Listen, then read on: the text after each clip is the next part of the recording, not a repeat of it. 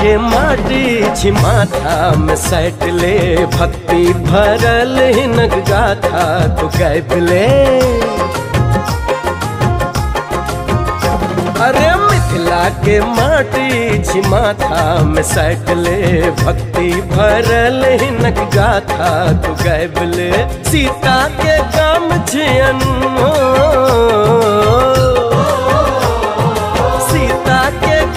छियन एक बेर तक आइबले। मिथिला के माटी छिमाथा में सैटले भक्ति भरल हिनक गाथा तू गाइबले। के माटी छिमाथा में सैटले भक्ति भरल हिनक गाथा तू गाइबले।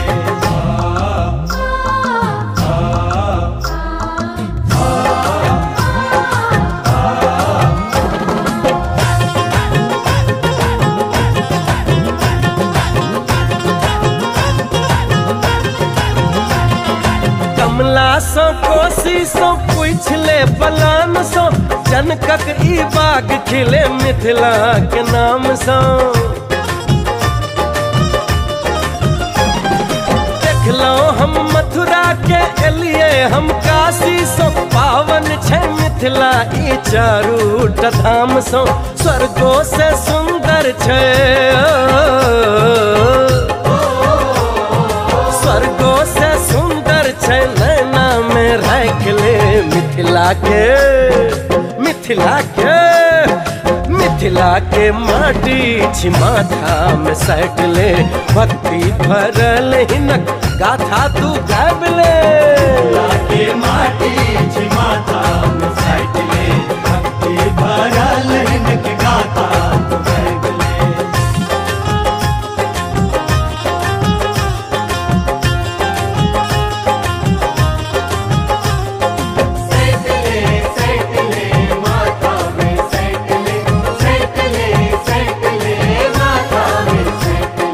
पावन छे उत्सव छे सोहर सुरीला छे तुलसी के चौरा पर अमृत के घैला छे। चौठ चन अजितिया छे ठकुआ पुड़किया छे बाड़ी में पटुआ आखीरा करेला छे। नटुआ नचनिया के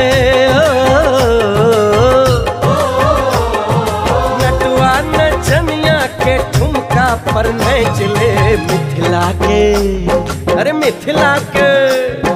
मिथिला के माटी छिमाथा में सैटले भक्ति भरल हिनक गाथा तू गाइबले।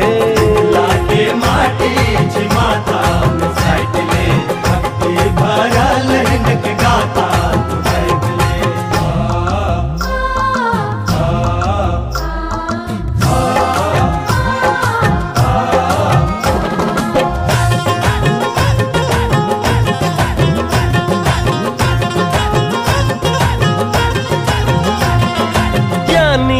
मंडन छे नामी अयाची छे जामुन छे तेतर छे कटहर के आठी छे। मैया के गहबर छे औषधि न महकर छे माटिक विभूति आ भक्ता के चाटी छे। तो भी याद कने हो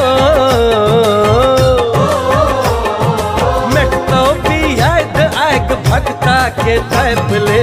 मिथिला के माटी छिमाथा में सैटले भक्ति भरल हिनक गाथा तू गाइबले। के माटी छिमाथा में सैटले भक्ति भरल हिनक गाथा तू गाइबले। मिथिला के माटी छिमाथा में सैटले भक्ति भरल हिनक गाथा तू गाइबले।